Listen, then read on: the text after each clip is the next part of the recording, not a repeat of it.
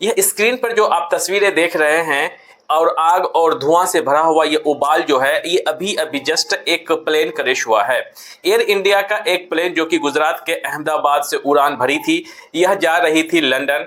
और जैसे ही take off हुई, जैसे ही फ्लाइट ने उड़ान भरा, उसके जस्ट 5 मिनट के बाद ही जो पायलट था उसने इमरजेंसी लैंडिंग की जो है वो अपील किया गया एटीसी को, एयर ट्रैफिक कंट्रोल को।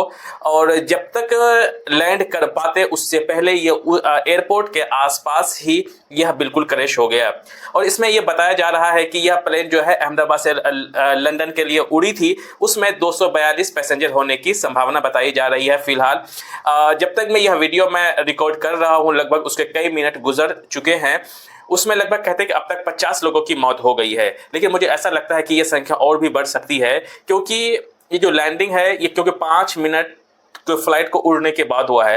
5 मिनट में अच्छा खासा इसकी हाइट पकड़ लेती है और दूरी भी तय कर लेती है।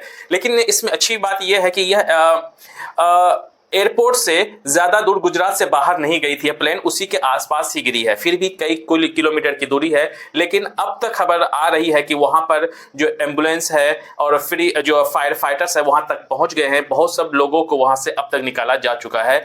अब ये देखना है कि अब इनमें कई लोगों की, कितने लोगों की इसमें मौतें हुई है। अब तक कारण सही रूप से नहीं बताया जा रहा है कि आखिर कारण क्या था इस फ्लाइट का क्रैश होने का।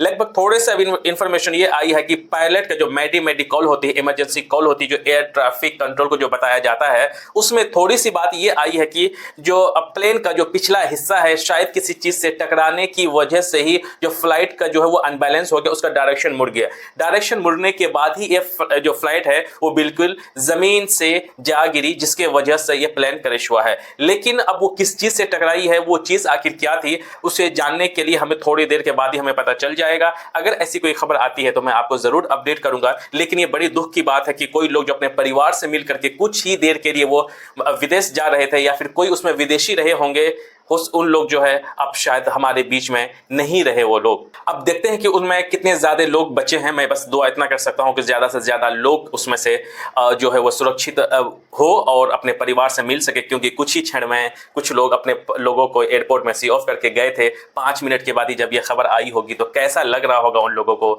उसका दुख और दर्द समझना बहुत मुश्किल है। बस हम लोग जिन लोगों हमारे बीच नहीं रहे उन लोगों के लिए हम सिर्फ दुआएं कर सकते हैं।